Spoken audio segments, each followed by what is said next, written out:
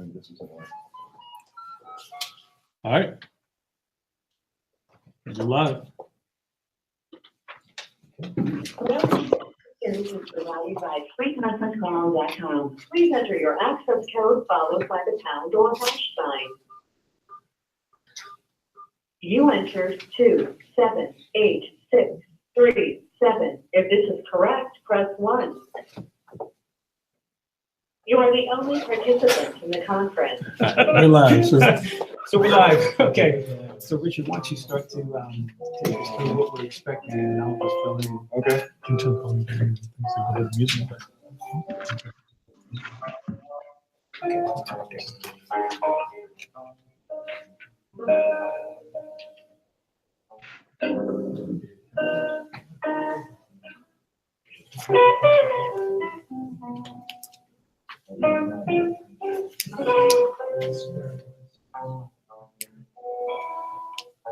Ready?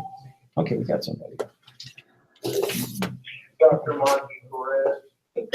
Dr. Perez, this is Kevin, and we have a room full of folks here. Thank you for joining us. We are starting the program. We're actually live on YouTube Live, and we're going to start the program. We're going to have you, again, give us some opening remarks, and if you can, give us your vision for success of this program.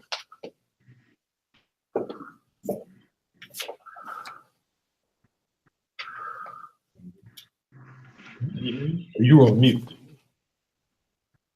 Okay, can we start all over again? Dr. Perez, are you with us? Yes, I am, Kevin. Okay, thank you, sir. Floor is yours.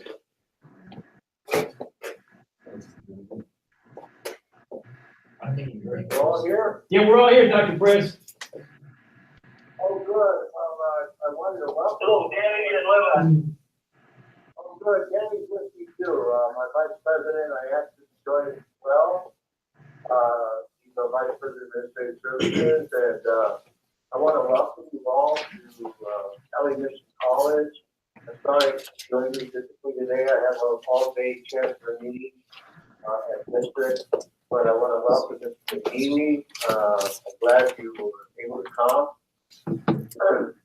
And I want to thank Professor Sage for doing the tour, and I also want to thank Kevin and all and parents and all of our colleagues on this project. It's really going to be a game changer for LA Mission College and for our students.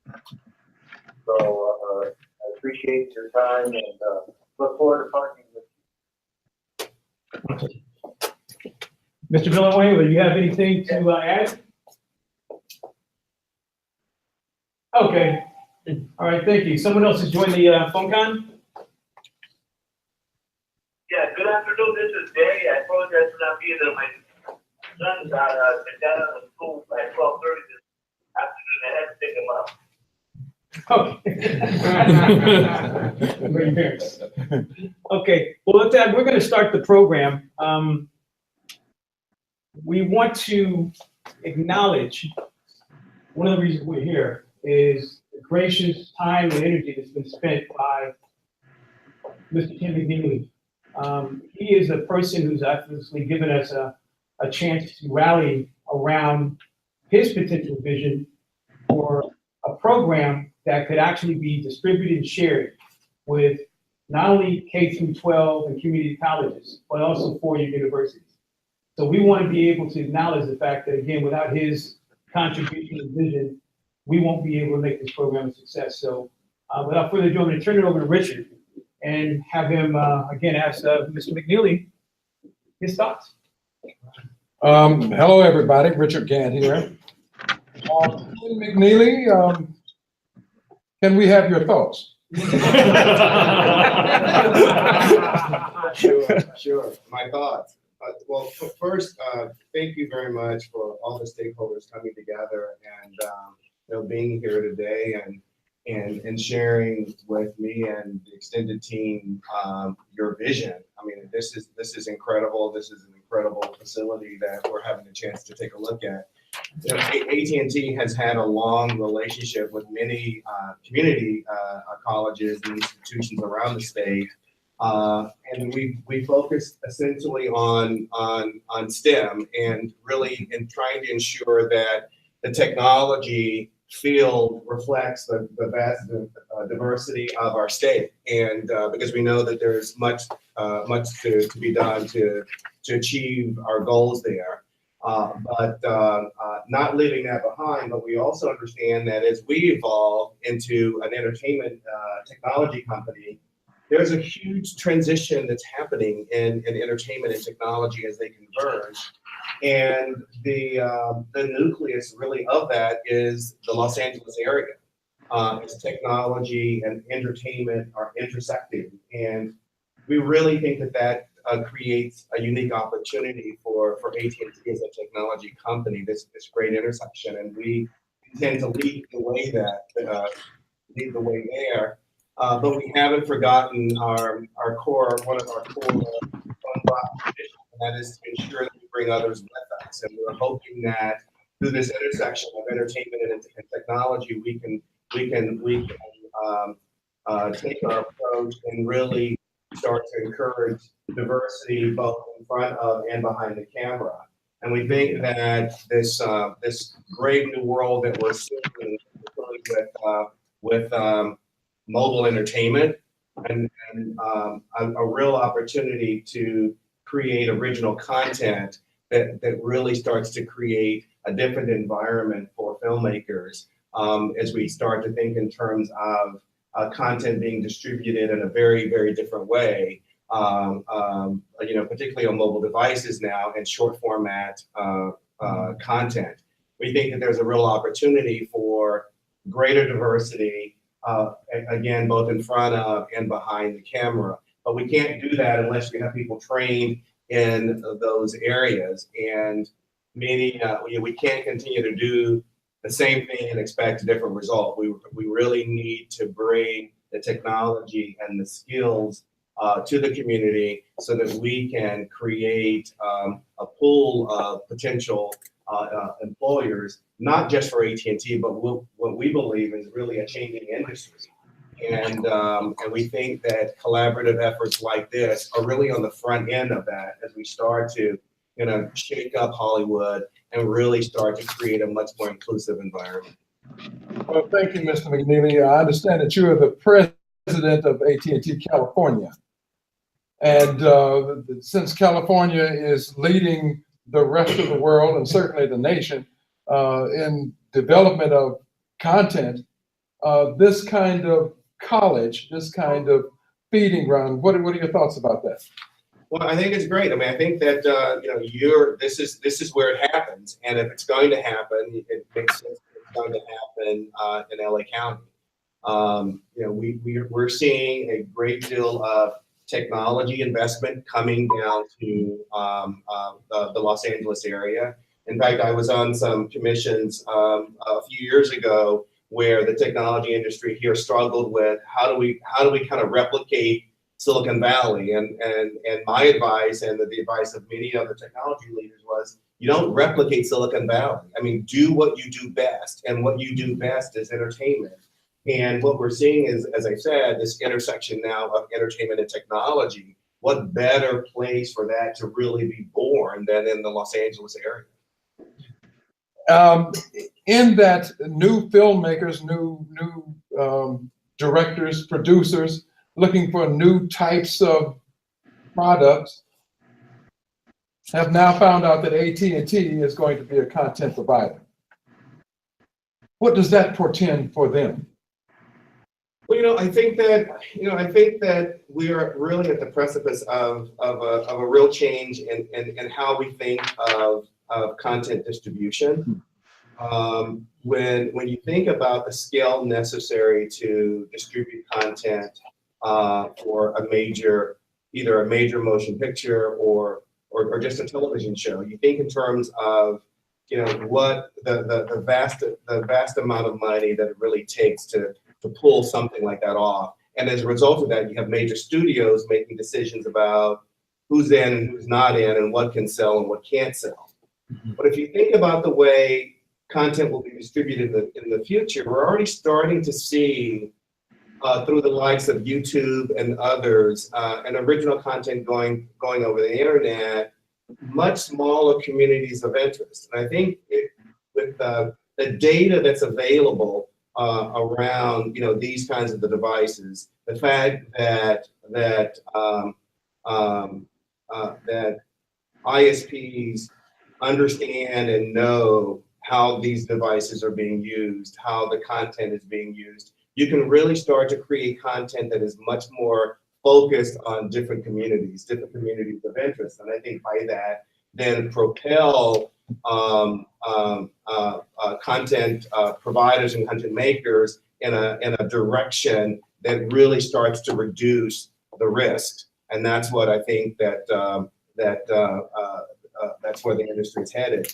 Because if you think in terms of, I was talking to someone a while back about focusing, creating some content for a Korean American audience in an age where, if you think in terms of an At&T with 100 million mobile customers nationwide, knowing exactly where those customers are and their activity over those devices, you can really envision a scenario in the future where you're able to create content for that particular community, and those individuals, those subscribers, can then pull down the content that they want, and for a lot of different diverse interests that we've not been able to do before. It's very different than something being created for HBO that's going to go out on the airwaves, and you make this gamble. Is someone going to subscribe to that? Exactly through the interest of your mobile subscribers exactly what they're interested in, and you can make a subscription service directly for those individuals. I think that reduces the risk, and it also reduces the scale that's necessary to create something like that. And I think therefore empowers the smaller, more diverse filmmaking community that we're hoping that will grow. Well, with that as an introduction, thank you. You're next.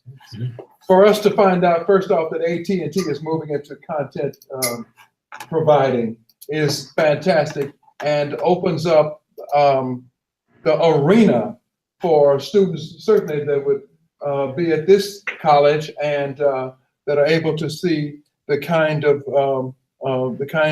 courses that can begin to come out of that. With that, thank you. And let's hear from Terrence Cole, who is to introduce the course curriculum and what the outcomes are expected. First, thank you, Richard. And one, I want to thank really everybody for showing up here and being part of this and going on this journey. Donna and I had a chance to share a few minutes when I first got here. And there's a lot of questions about, well, what's the course? What are the certifications? How's that going to work? And the concept here is immersive media career exploration. This is hopefully a place where we can take professionals. We brought together, Rich is a business partner, actor for 40 years, someone I've known for a very long time. Sal's a producer, Alton's a producer. We have folks from the county, At&T, with this level of mentorship, Curtis, Dr. Perez, folks who come both from the community, folks who come from the industry, and folks from the educational community opening its doors. The idea here is that we will open up ideas, minds, challenges to how you make money, how do you monetize this, how do you look at that audience you just said and say, if I could say that there's 100,000 Korean Americans here, and we can produce content at this cost and distribute it at that cost, then we have a profit margin that I could take back to At&T. And now me as a new filmmaker, I have a path that I didn't have before. And one of the things we want to do in this classroom is to shoot. But one of the challenges I'll tell the class when we first get here is I want to produce this class as a stream, live, out there. And the idea that we will bring people in. So we have your colleague, MJ, from At&T here. We have Michael Coolis, who's from NC State, who works with the curriculum from At&T on VR and 3D filmmaking. We have General Arnold Gordon Bray, or retired Brigadier General Gordon Bray, on the line. who's working on ideas for students and challenging that mentorship and developing those skill sets that are soft skills, ways that you get jobs and that kind of thing. And the goal is to bring that all together in a way that I never saw. And I don't think a lot of us have seen. Because when you're in school, so I'm going to show you the curriculum. And I think what you'll see from that is this is not a textbook curriculum. This is not written. This is being written as we develop it. And I don't think if I did this again 6 months from now, it would be the same as what we're going to do in this 12-week journey. And it shouldn't be, because the world moves way too fast on this mobile device. And my day job, I go around the world. I was in Hamburg, Germany 2 weeks ago. I was in New York. I was at CES. I'll be in San Francisco next week. I was in Seattle yesterday. All based on knowing how to monetize content on this little device through these little SDKs, software development kits, that are the way that you have to plug into an app to plug in all those ads that want to come in there to get us the money that we need. So AT&T says, oh, yeah, if you give you that kind of money on this app and this business model, why wouldn't it work? But too many creators are not plugged in to all of the nuances that go between creating great content and getting that content to an end consumer in a way that is scalable and monetizable. So with that, I will show you a little bit about what we're thinking over the next 12 weeks and welcome some thoughts.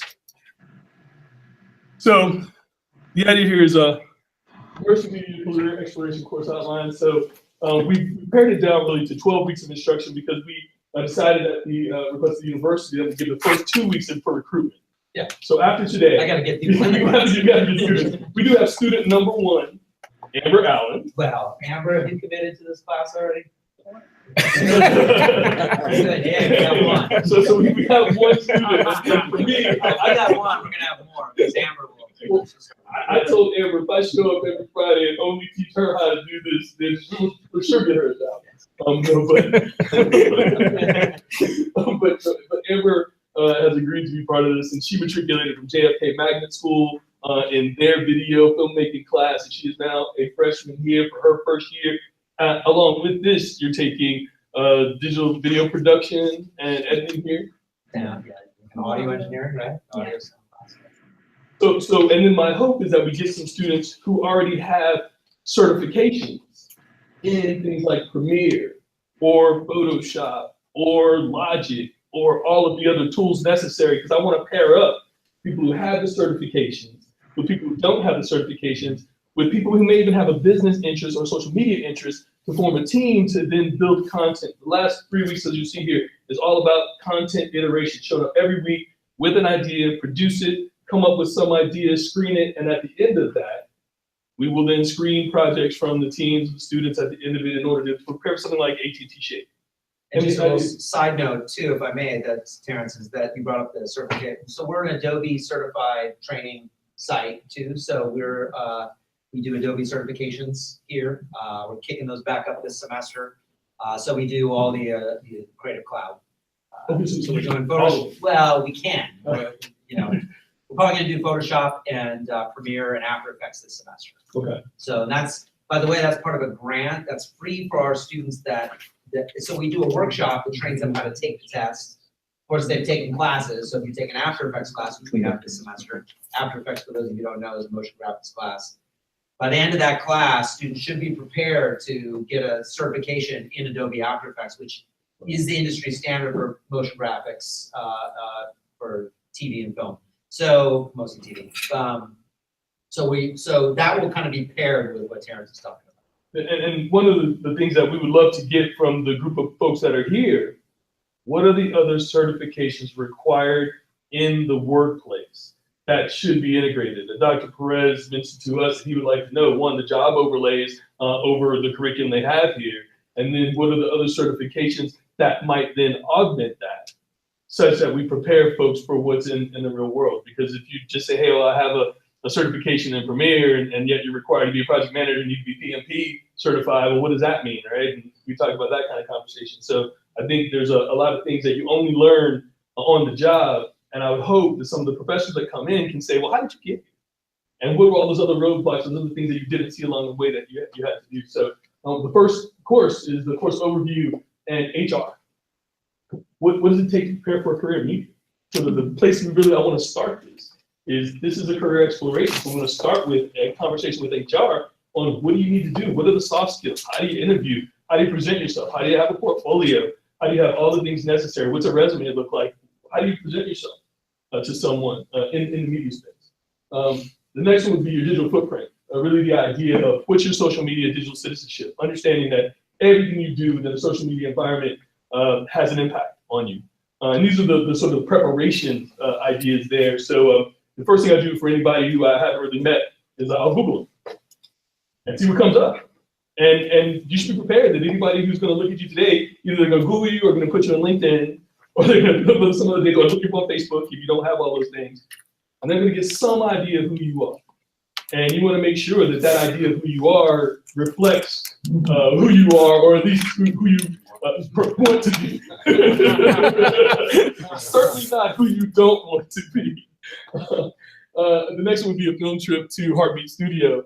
And that idea would be to lay the groundwork of an overview of the business of a production.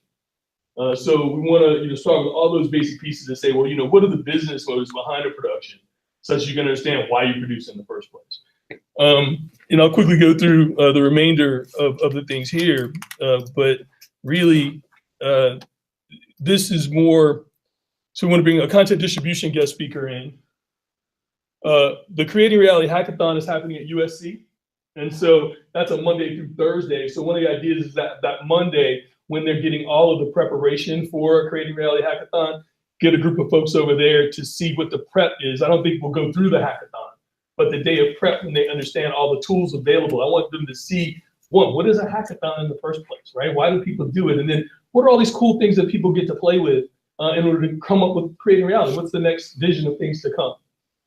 Then we'll have a conversation with Alton Glass, who is right here. And so Alton is a virtual reality producer.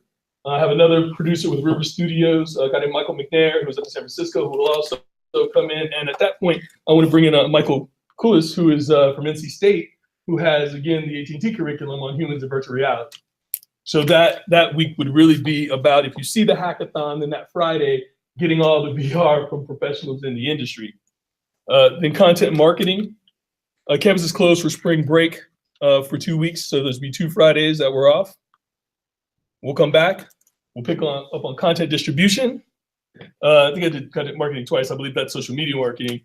We want to go over to the At&T facility, if we might, in El Segundo, but then to get the piece of content on 360 filmmaking. So that would be an idea of them seeing an idea of that in reality. And then see a live production. We haven't decided where we can go see somebody shoot a live production, but that would be the idea. And then again, the 2 weeks of content production labs. So showing up and then applying what you've done. And then the final week of project presentations, awards, that kind of thing. But the idea of this project, the challenge would be come up with a concept, but not just a concept. How are you going to market it? How are you going to distribute it? Who is your target audience? What would be your value proposition? How would you make money at this? And then ultimately, how would you pitch this to somebody in order to get it actually out into the world? So that's our goal. It's a lot to do in 12 weeks, but I think with the help of a lot of professionals and a lot of opportunities, and I welcome any other opportunities that any of you see. This is not in stone. And I will offer it up to the students. Do you want to talk about content marketing again? Or do you want to go back to some other concepts? Because again, this is real time. And so at any point in time, feel free, and I would offer you all the opportunity to be part of this as we do it, because it's got to be alive. It's got to reflect reality today. If something happens tomorrow and there's a new avenue for distribution, we should talk about it. If there's new elements about rights and how things are made and what are the rules of how you make content and how you monetize that, we should talk about it. So those are all things that are open for discussion. And so thank you very much for the opportunity, and happy to answer any questions. We're going to do Q&A at the end. Oh, okay, we'll Q&A at the end. Okay, well, we can move on then, because I had some questions too. I know. How do I sign up for Next, we should hear from Mike Kualis. Am I saying the name correctly? Mike, and let me get you unmuted. Mike, can you hear us? I can hear you. Can you hear me? We hear you, Mike. And this is We're going to talk a little bit about Cool. experiential learning. Mike? Please Yes. go ahead. Yes. I'm actually going to kill my video just because the connection's not great over here. Okay. Okay. But can you say that last part again, please? We are looking to hear from you. We understand you're going to speak to us a little bit about experiential learning at the AT&T Development Lab. Certainly. So just a very quick background, and I want to say thank you for having me on the call. It's great to be part of the conversation, and really just is in line with I think what I've been doing for the past 15 years at NC State University. So I primarily serve as a creative director for online education at the university. I run a centralized production group there. So I manage about 7 or 8 full-time design professionals and as many students as I could possibly sneak in the door and fund in order to fill that gap in learning that they sometimes encounter in the university. So in my career at the university, I've really had a primary focus on constantly or charged and constantly looking towards immersive technologies that kind of bring us closer to the equivalent experience that you'd have in a face-to-face classroom. And along the way, I've found some really great technologies, and I've been in a position where I can just kind of be always on that cutting edge, looking for the most effective means of engaging our student population. So experiential learning takes on many flavors. I've been fortunate enough to work side by side with a team of instructional designers, which is a huge and critical aspect of the whole puzzle. I get to do what I call the fun stuff, the super geeky tech stuff, and learn how to get in there and break stuff apart and put it back together and make people kind of have that great reaction. So when the whole VR thing kind of resurfaced, so to speak, I went all in from the educational front. And so we just see, in some cases, we see these immersive technologies as just another tool in the toolbox to engage our end user audience, engage our students. And now what's happened through these community outreach aspects, like what AT&T is providing, it just gives us a much stronger platform and a much broader audience to share what we've learned about how to develop and how to integrate immersive learning strategies for the next generation. And as much as we can do to equip and empower our youth in all populations and all demographics, give them the tools to be the next content producers for educational content. I mean, that's going to be my thing. I mean, entertainment is great, don't get me wrong, but the educational media we think holds a tremendous value to a much wider audience when it's all said and done. And we've seen 360 video and virtual reality experiences as such an amazing tool to facilitate this. Mike, what exactly do you do for AT&T? So for AT&T, last year, sometime early last year, I worked with my colleague in North Carolina. His name is Jason Gerald. He's the author of the VR book. He runs a very successful immersive media company called Next Gen Interactions. Jason Gerald connected with Ernie Flowers at AT&T. I worked directly with Jason to develop core curriculum for this workshop series. That has evolved over the course of a year, and now we are successfully on to year 2 of that curriculum, where it has shifted to a more targeted approach at 360 VR filmmaking, an introductory guide, and a step-by-step demonstration. That curriculum is continuing to evolve, but I'm really excited about how that's progressing, because it just really speaks to the things that I've become very passionate about. And have also launched some commercial ventures in the interest of pushing into cinematic 360 video. So with AT&T, I've been working with them for the past year and a couple months, and we've hit over 5,300 visitors or participants in our workshops, which we're pretty excited about. Of course, we're pushing for a whole lot more.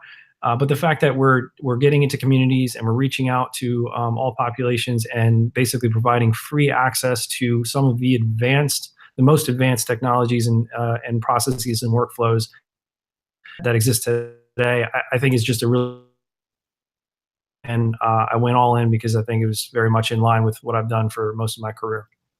Mike, what do you see as the perfect kind of a module to bring to this kind of a program? Yes, absolutely, because we've worked really hard on condensing it down to a digestible manner that we believe can be delivered in short order. And what I've done, over the past many years, as I mentioned, I employ several graduate and undergraduate students in the university. We've learned how to work with students and put students to work and give them just enough of those tools and inspiration to get moving without giving them all the answers. So it's really facilitating that maker space, that hacker space, that mixed multidisciplinary environment that is so key to immersive technologies and learning. That hacker space, interesting.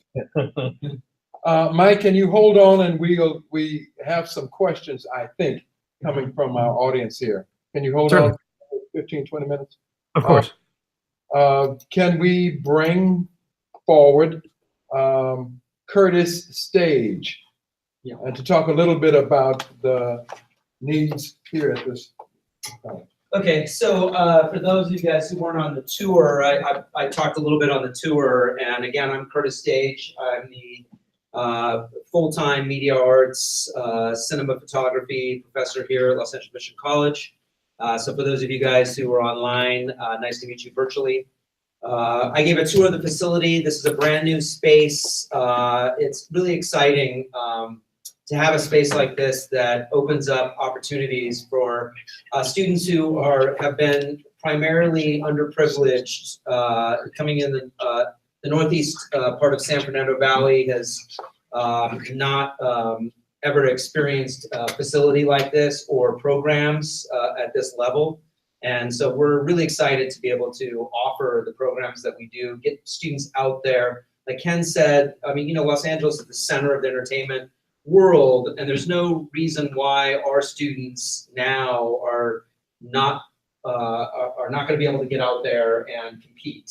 And so our goal is to give them all the tools possible to do that, whether not just the facility, which is amazing, but from high-level instruction, and then projects like this, connecting the business world, and is really the way that we're going to get students out there.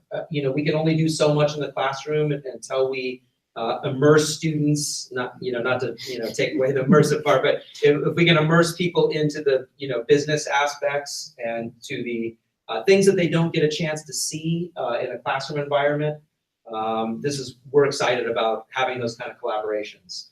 So I've been working on this kind of project for a long time, trying to. Kevin and I have been talking about stuff like this for at least 1.5 years now, maybe 2.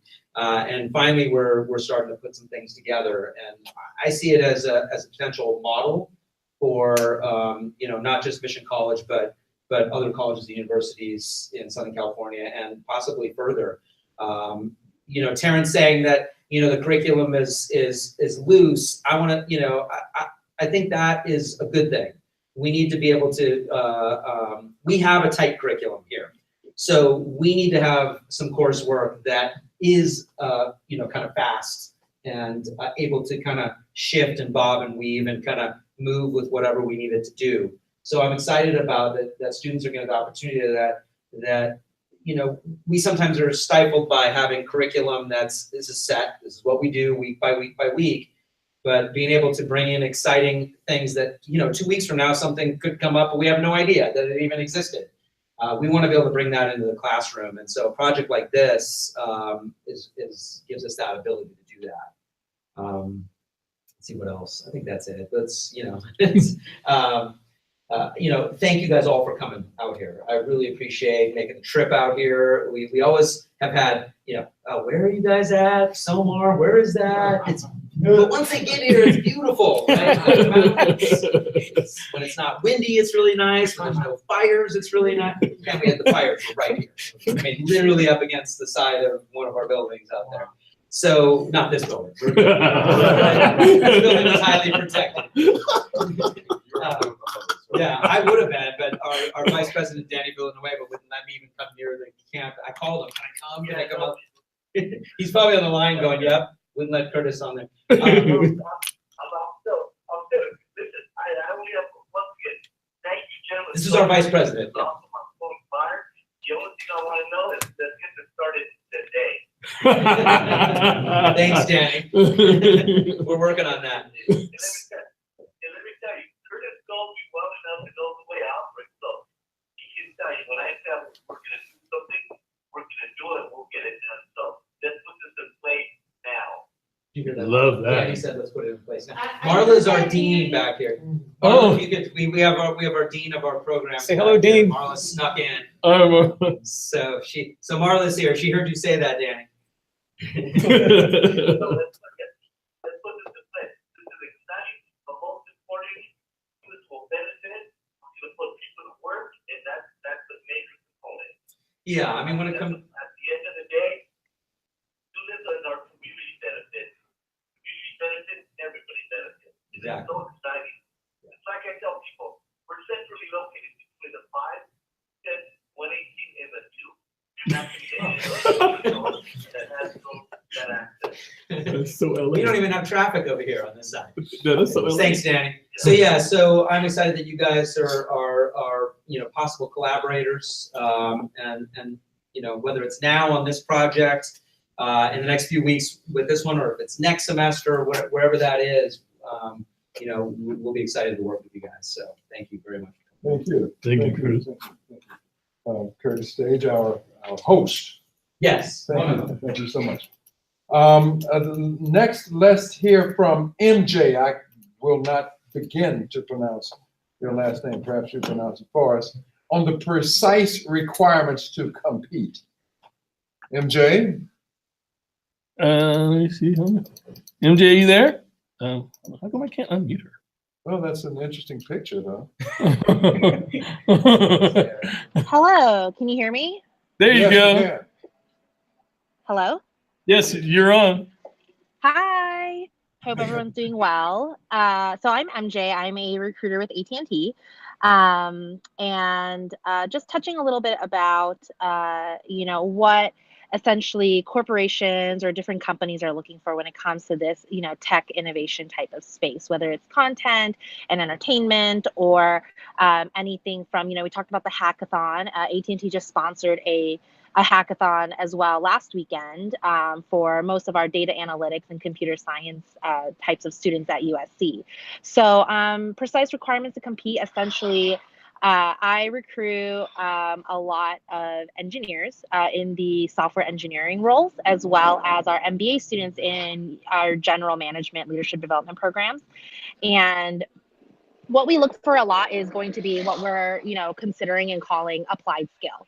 And so what's really great is that, we look at resumes and we look at how students are competing, and what we see that's a big gap between some of our best recruits and some of our recruits that have areas of opportunities is that applied skill. So not only saying, hey, I learned, let's say I heard the example earlier, you'll be certified in, Adobe After Effects. Okay, great. You have your certification, but how have you shown that you've applied, that skill and that ability to render, create, and really work on some, harder, how do you gauge what's a tough project versus what is not a tough project? So really being able to, show that applied skill through project work, through making sure that students are joining the right student clubs. I think this is where, faculty at the schools can really provide a lot of insight to students. So what I look at is, for example, we look at leadership, right? Are you just a member of a club, or are you on campus, or are you in a specific leadership type of position? Are you the VP? Are you the treasurer? Are you even, the historian? Something that is voted in that shows that, hey, this student has worked with other students and has been able to earn the respect and desire to be led by this student. Secondly, we look at projects and I keep saying applied skill. So one, talking to students about how do you write a resume to really be able to communicate what exactly it is that you have done.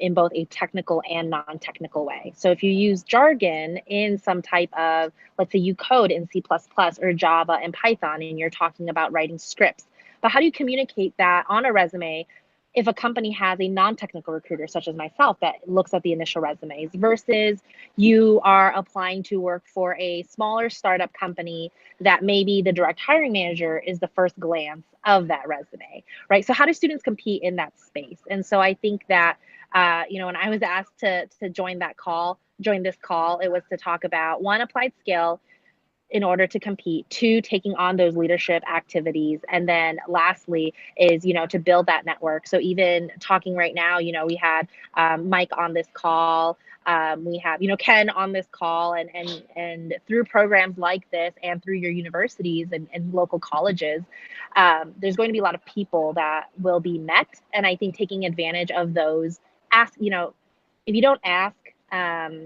you won't receive in a way. And so ask for those job shadows, right? Ask for, like, when I wanted to do this hackathon, I've never written a hackathon before. I've never written a business case.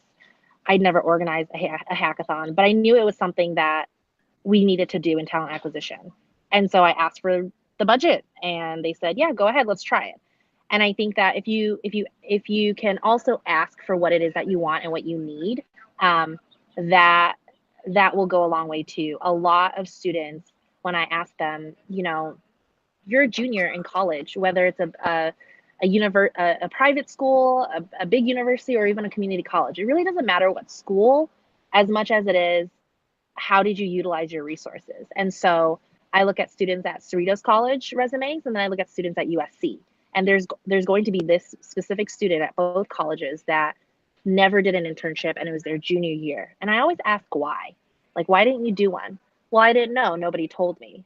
As much as that is tough, to hear, because there's, career centers and there's, faculty and professors, that should be telling students, do an internship, especially if you're an engineer. At the same time, it's also up to the student, right, to make sure that they're asking for that guidance and asking for that insight. So those were, essentially my 3 points: applied skill, utilizing your network, and then taking on those leadership roles. Hopefully that is what you guys wanted to hear for my portion, but if there's anything else, I'm open to talking about that too. Thank you, MJ. Can you pronounce your last name for us? Yes, it's Mungsavan. Much easier than it looks. Mungsavan. Yep. Beautiful name. Thank you so much. Thank you. Can you hold on for questions afterwards, please? Yes, I can. Thank you. We'd like to bring Ted Milner forward. Ted puts people to work. Ted? Yes. Can you talk to us a little bit about our program? What kinds of things you would like to see in this short of a course? I agree with MJ that students should be doing internships, and there's a lot of variety of different reasons why they don't. But at the end of the day, they're competing with a lot of students that have. My wife and I own an entertainment employment agency, and she's a former assistant to the chairman of NBC and Paramount Pictures. So we have placed thousands in the industry as assistants, and many that are now executives. The executive vice president of program at NBC we placed a little over 15 years ago. That's controlling the content, what's on NBC. So it's really about creating opportunity. Each generation, there's a change. And so for my generation, those of you that are close to my age, your young generation is totally different than ours. We call the entitled generation. So a big part of my responsibility now is to educate you on the reality of what's happening without crushing your spirits. Because people aren't really that interested in what you want. They're only interested in you meeting their needs. So how do we go in and meet their needs? And then really what you want to gain is favor. How do I gain favor? You gain favor through serving. So I teach a lot of people on how to serve and what executives are looking for, to listen, to learn, and then your behavior, and then how do I apply those things? I think the pathway for success is always going to be there for those people that want to get their hands dirty and get in the mix. When we talk about diversity, I don't think we're going to see any significant change in diversity until we change the executives that are greenlighting the shows. We can build the productions as much as we want, but the executives are greenlighting the shows are choosing the friends that they know, and they're continuing to employ them. So that ultimately has to change. But in order to do that, we have to be able to teach students how to be excellent and what do executives want, and meeting their needs and meeting their expectations. And many times they're unspoken expectations. So my wife wrote a book years ago on how to leverage a career within the industry. And she goes about teaching workshops, and we have a network with HBCUs. We had our first HBCU last year, internship program in LA. And of those 9 interns, 2 of them already have full-time jobs. So it's really about exposing the students to the reality of what the networks want and what they need. And then you making the adjustments, because the networks and the students are not going to make those adjustments. You're going to have to make them. And in order to make them, you kind of need to understand what they want and what they need. So a big part of my path is creating space for people like you, and not just people that are recently out of college, but a lot of people that have a passion to work in the industry, and then providing them the tools to be successful. Thank you, thank you, thank you. We'd like to bring next Amber Allen, profile of a student mentee. Sorry, first student. Come on up, Amber, so everybody can see you. Up here, yeah.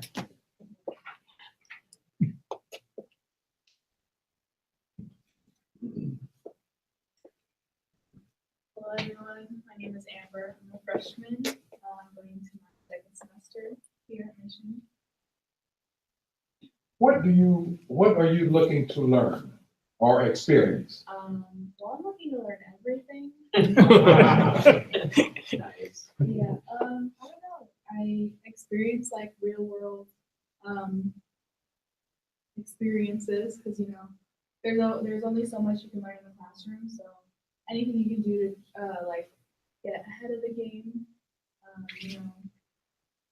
Internships are really cool.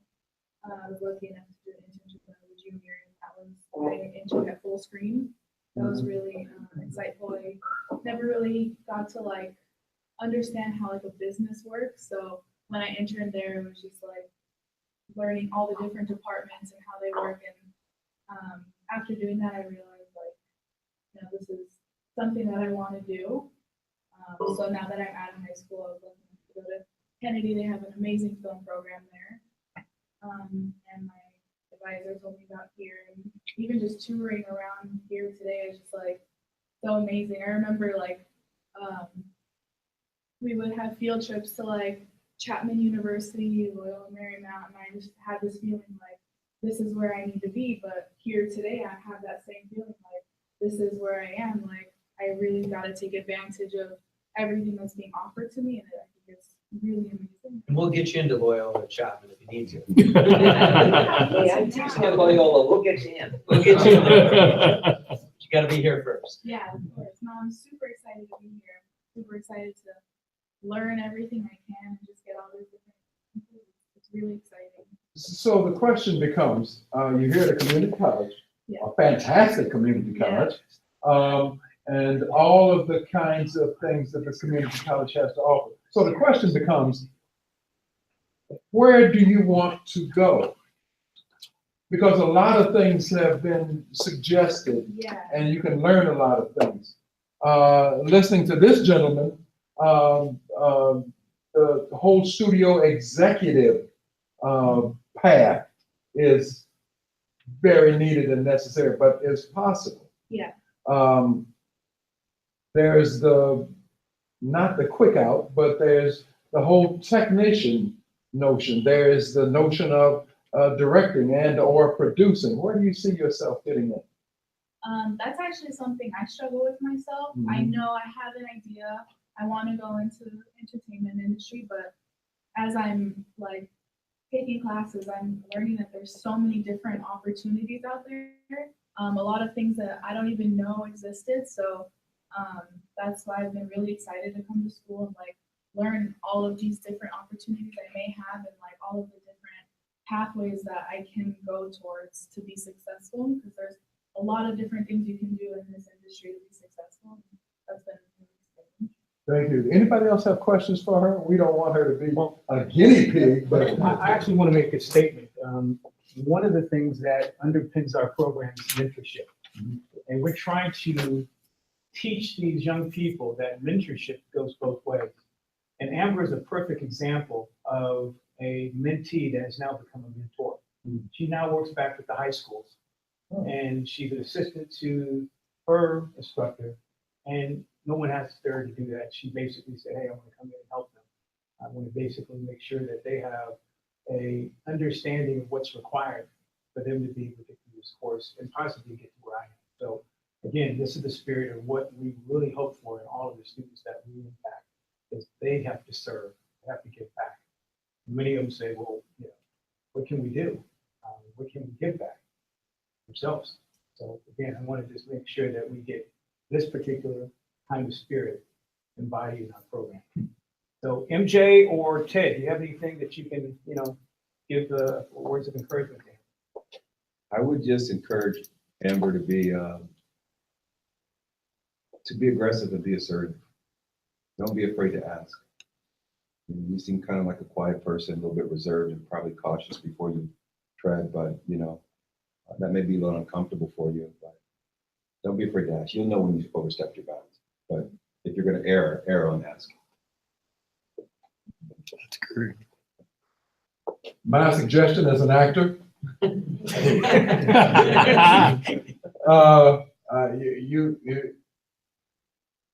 boldness is appreciated. I think it's appreciated throughout the industry. But you'll get that. You'll get that when you feel very sure of what you're doing and how you're doing it, what your training has been. But boldness. Go forth, young lady. Well, once you have, you know, tools and confidence, you know, then that boldness starts coming. You can make, you know, you can make good stuff, then you start getting confident about it. The other thing is, you have the opportunity to be in front of decision makers. This man right here, it's fantastic to even see him. Because it's going to be very hard later on to catch up with a person like that. But what he's looking for is innovation. And that's what you got. That's why you are here. Everybody don't have access to your community, whatever your community is. And they don't have access to the ability to display your community in the thousands of ways that you're going to find out on this campus. If I can say something about that, I mean, I think you make a very good point about don't underestimate the impact that you can have on an industry that is seeing quite a bit of transition right now.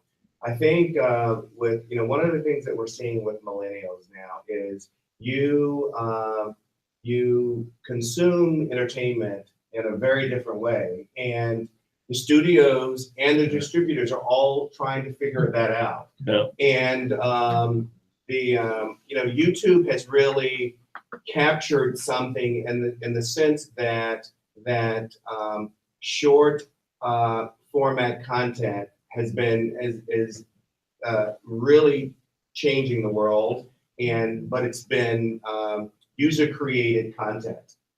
One of the reasons why At&T is very interested in getting and you know, purchasing a major studio is that we believe that there's a future for short format content that's studio created. Yeah. That there can be a 15-minute or a 10-minute drama series that can be filmed and created in 2 weeks.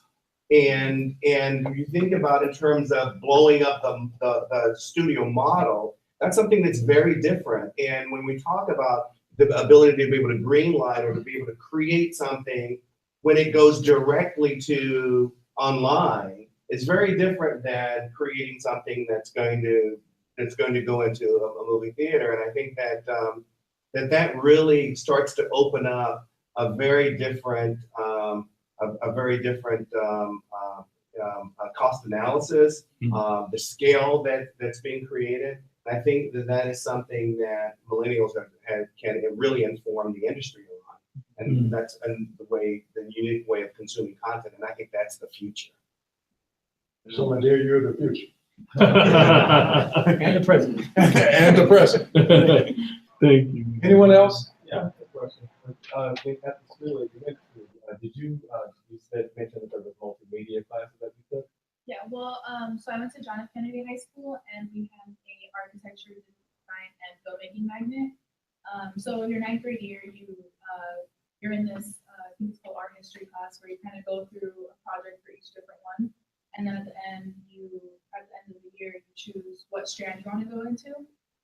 So I chose filmmaking, obviously. And for the next 3 years, whatever strand you choose, you're in the class for that. And Was it CTE coursework, career technical education?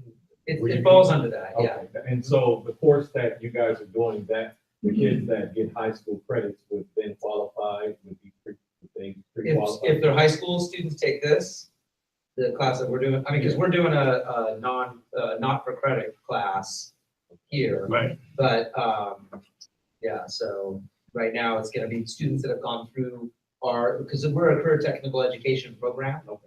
So our students have, and we have, Marlo, how many CE programs, career education programs we have on campus? We have computer science, business. About 18. 18, and so multimedia is one of them. You guys are currently running one at the facility that I work at, Camp Kilpatrick. Oh, okay. Culinary program. Culinary, yeah. Yeah, that's a big one. So I was thinking that this would be something great to introduce at the facility as well. To offer Oh, yeah. A multimedia class, there's a big theater and Yeah. a lot of room to prep the high school. So they were in our pathway. Kennedy was a pathway to Mission College. Not all the students have to come to Mission College, they go wherever, but we articulated courses at Kennedy High School to then come to Mission College. But they could also go to Northridge or USC or UCLA with those classes too, if they wanted to transfer. But so if they came here, then, and Amber's one of the, we've had a bunch of students that have come from Kennedy, and Amber's are represented today, come through that program. Now she's here. And my last point, there's a huge, greater, wider world out there. All of that content is possible. All of those connections are possible. Yes. Thank you, Amber. We only have 5 minutes left. I'm sorry, General, but we only have 5 minutes left. Can we hear from retired Brigadier General Arnold Bray? And I won't say thank you for your service. I won't go there. But thank you. Can you hear me? Yes, sir. Okay, I'll go very quickly. First of all, you all don't know you're talking to Booker T. Washington from Ragtime. That's Mr. Gann. He's actually, Wow, he went back on you. he's actually a hero of mine, and I've watched him quite often. MJ, and just so you know, I'm currently in Leavenworth, Kansas, outside the fence, and I am doing some work for strategy, because what I do is strategy, leadership, and diversity. But I want to let Michael know that I live in Rocky Mount, North Carolina. So go Wolfpack, but the Tar Heel State. And MJ, I got to tell you, you may have to modify that picture, because I could tell a lot of the guys were saying it's a nice photo. So I just give it. Social media.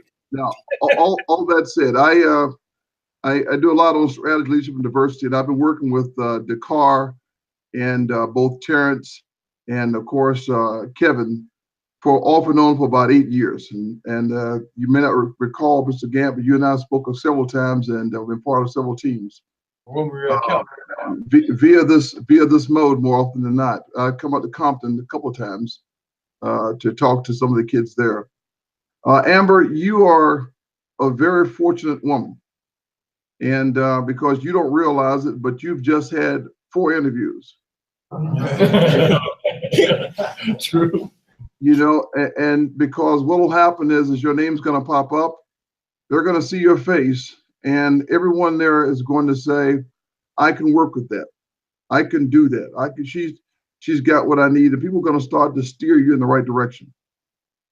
Kevin has access to many people in the LAUSD that I think is representing where America is going to look like and be like in the long run. Because I hate to say it, but those of us who think that we are of a certain ilk or ethnicity, we are going to blend, and that's where the world's going to. Unfortunately, many of them are going to be underserved.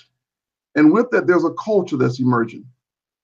And those who don't recognize that the culture brings about certain desires, certain needs that have to be met. And that's what AT&T and people like them are looking for. They're looking for that new market, those new ideas. And Amber, you're going to bring that to them, you and your friends. And I like what Kevin has got you doing. One is, you're not just a mentor, you're a pathfinder. And you can choose to be one of three as you go forward. And listen to those things they told you. First of all, you can be one of three things. You can be a roadblock, a token, or a wedge. And what that means is when you're going to get a chance to get in the room and you're going to be able to go in there and be happy that you're the only one that's there, but you got to be a clown. And if that happens, that means you block those that come behind you. If you go in the room and you're happy to be there, but you think of only yourself and you don't bring your whole cloth, you're just a token. You don't matter because you're not bringing your voice and your whole cloth. But you've got skills, knowledge, and abilities. So when you get inside the room, you've got to show all the great things that you're about, and you need to go ahead and be bold. And what you do then is you're going to open the door for many people from wherever you're from and have the same whole cloth you do. And for that reason, you'll open the door for more to change and more of America to come through the door. With that said, I'm glad to be here. I'm glad to support in any way that I might possibly do as both a voice and a share of the vision. And I thank you all for allowing me to be here for a few moments. Thank you. Thank you. Okay, well, folks, that concludes our program. We're actually now 1 minute over our live broadcast, but I just wanted to make a couple announcements and some recognitions, acknowledgements rather, for people who did get a chance to speak. I want to acknowledge Dan Watanabe. Wave, Dan. Greg Johnson from the LA County Arts Commission. Great program, Kevin. Thank you so much. Tony Spires, a good friend from Oakland and an activist. Deirdre, USD, she's a counselor working with students in Boyle Heights. And I think there's other people that I will talk to later, but is there anybody still on the conference call? I am. Oh, you're okay. So we are now going to conclude the program, and for everybody that has the interest or the ability to get to Heartbeat Studios, we're going to do a quick run through Heartbeat Studios. About 9 miles away from here, and we can caravan, or I can give you the address. You can GPS it and meet us over there. Okay. All right.